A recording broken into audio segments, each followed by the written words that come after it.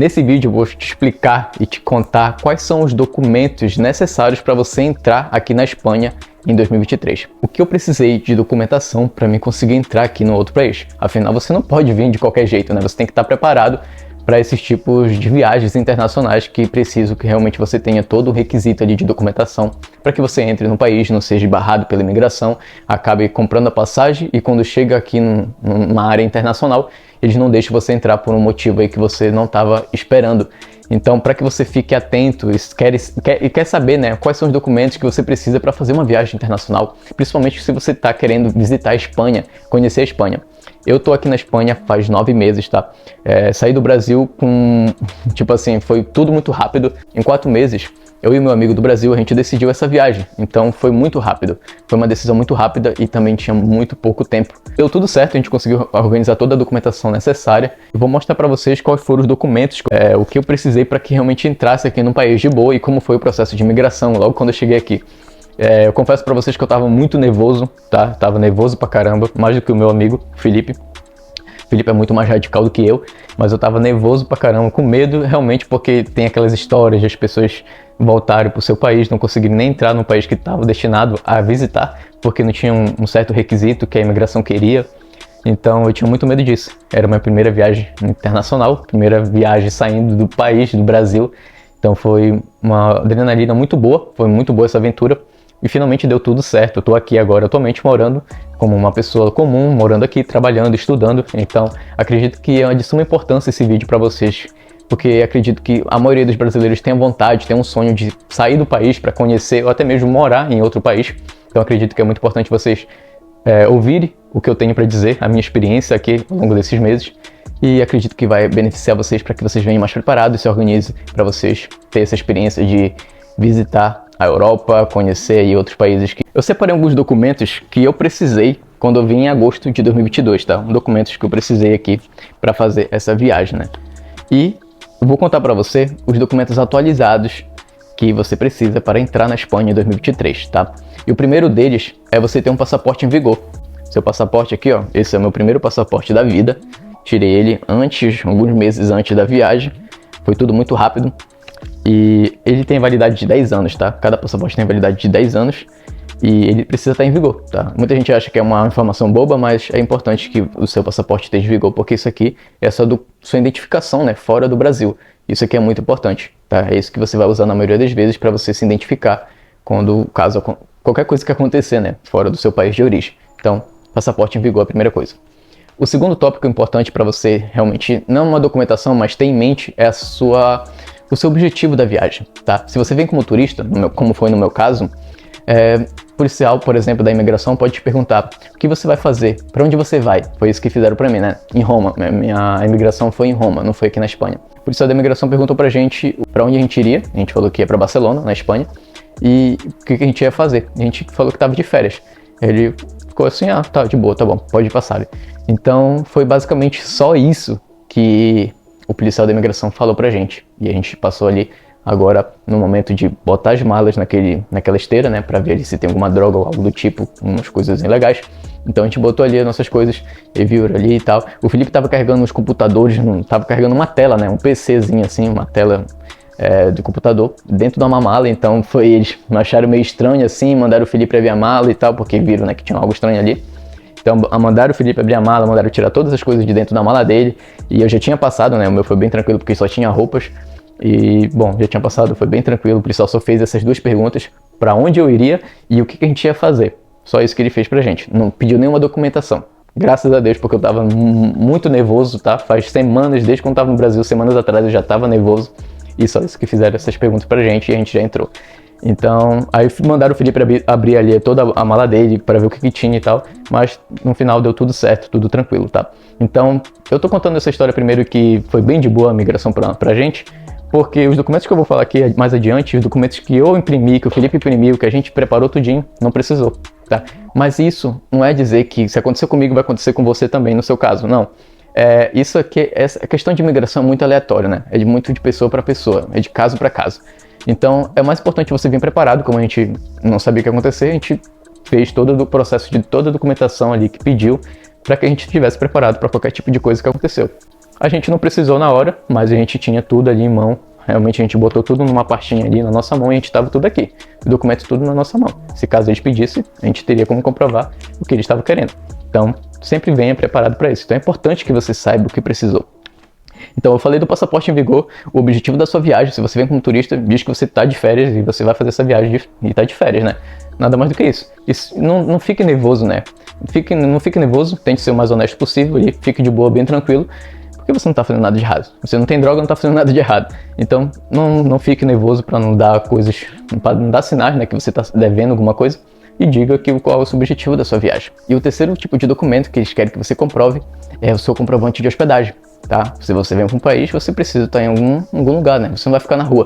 Então, é preciso que você comprove ali a sua hospedagem. A Espanha, por exemplo, ou o país que você está visitando. Então, como no caso aqui a gente está falando sobre a Espanha, é preciso que você comprove ali os dias que você vai ficar da sua viagem, um hotel específico, um hostel, seja lá qual for, mas que você comprove. Tem em mãos aqui os dias, né, que você vai ficar, qual é o hotel, qual é o hostel, e se tá pago ou se não tá. É importante que você pague, né, essas hospedagens, porque tem casos que às vezes eles ligam pro hotel para ver se você realmente tá só com a reserva ou se realmente tá pago. Então é importante que você pague a sua reserva de fato. E você tem que estar ciente que quanto maior o prazo da sua viagem, né, tipo, tô fazendo uma viagem de 15 dias para Espanha, maior vai ser o prazo, mais você vai pagar pela hospedagem, né. Então também tenha tudo isso em mente aí antes de fazer essa viagem, né. E, bom, aqui está o nosso comprovante, a gente imprimiu tudinho, né, o comprovante da nossa hospedagem. Eu tenho parentes aqui, então a gente nem ficou nesses hotéis. E o que a gente fez foi, a gente só fez reservar. A gente não realmente pagou de fato, tá? Porque a nossa viagem, tipo, tinha duração de 2 meses. Nossa passagem não foi a gente que comprou, foi uma pessoa terceira. E ela botou na volta, né, uma passagem ali que duraria no máximo a passagem de ida e volta quase uns 3 meses, tá? Vamos supor aí uns 2 meses, tá? Então, teria que comprovar tudo, a hospedagem por 2 meses. Então, olha a facada que ia dar de grana. Era muito dinheiro e a gente não tinha esse dinheiro, tá? Então, às vezes acontecem coisas assim por pura sorte, tá? E tem muitas coisas que você não se inspire, não invente em fazer a mesma coisa que outras pessoas fizeram. Tipo, nesse caso, a gente não pagou, a gente só fez uma reserva, confirmação de reserva, mas não estava pago.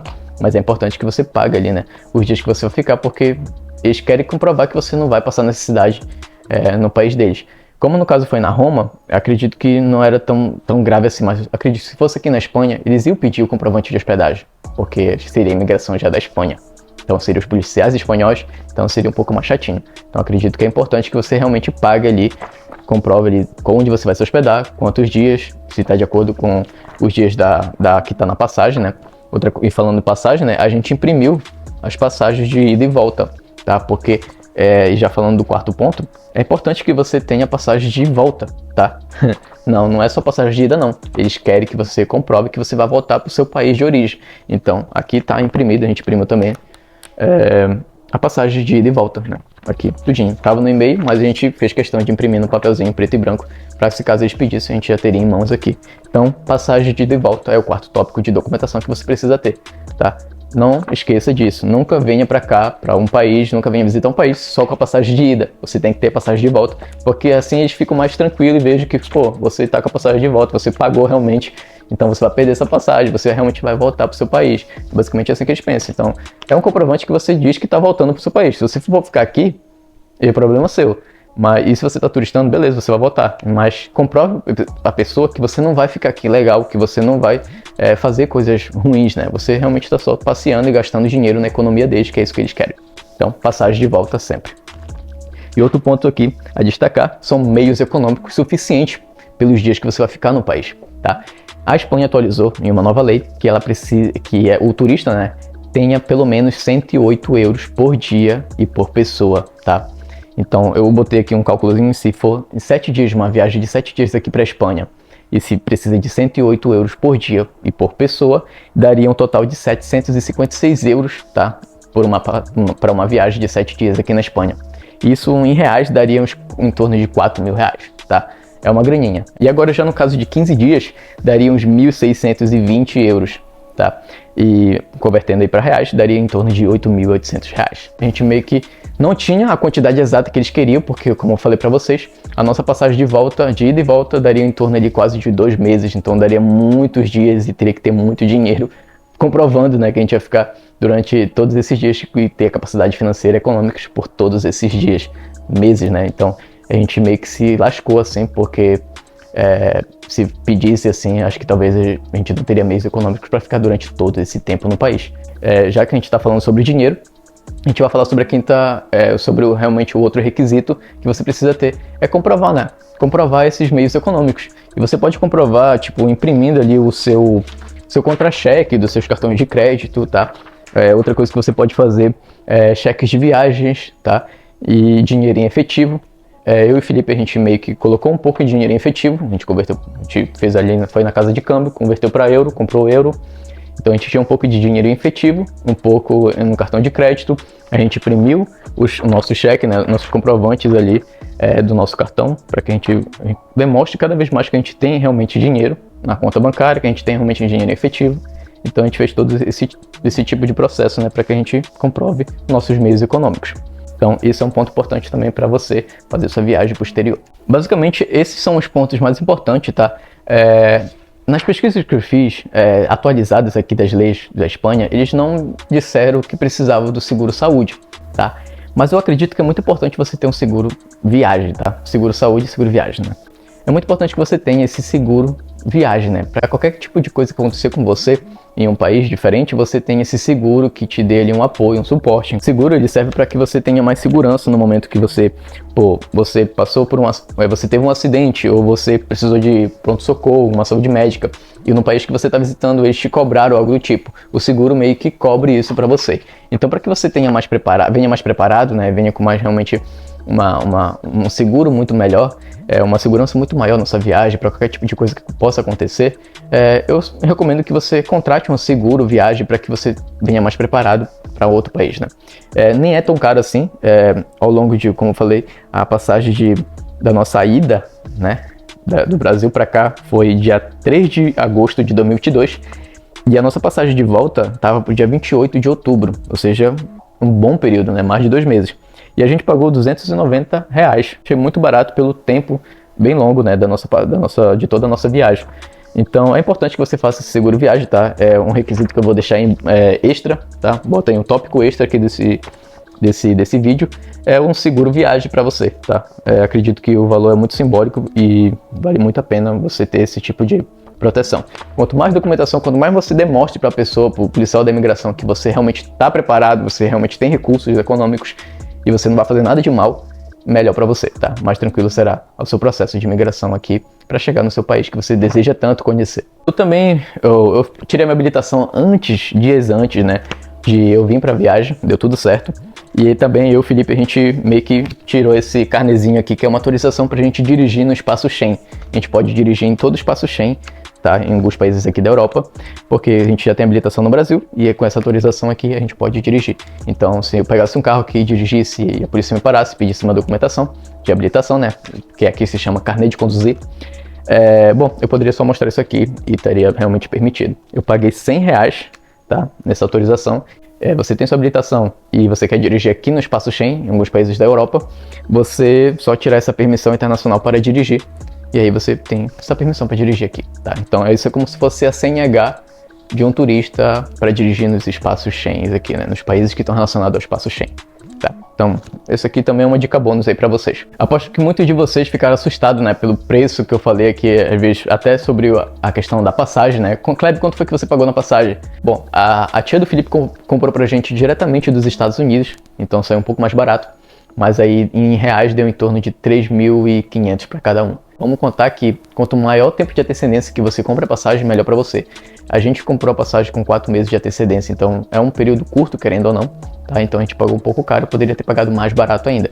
Então saiu para cada um uns 3.000 e pouco aí reais cada passagem, tá? E de volta, tá? E por um longo período.